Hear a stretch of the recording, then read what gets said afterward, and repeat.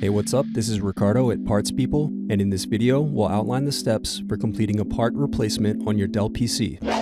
Visit our website and use this coupon for a 5% off discount.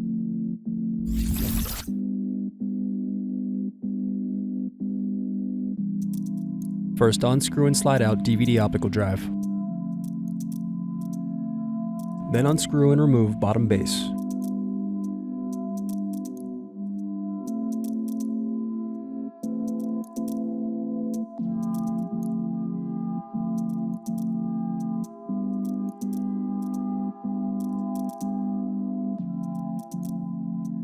Now unscrew and disconnect battery. Then unscrew and remove antenna cable bracket. Now disconnect and remove wireless card.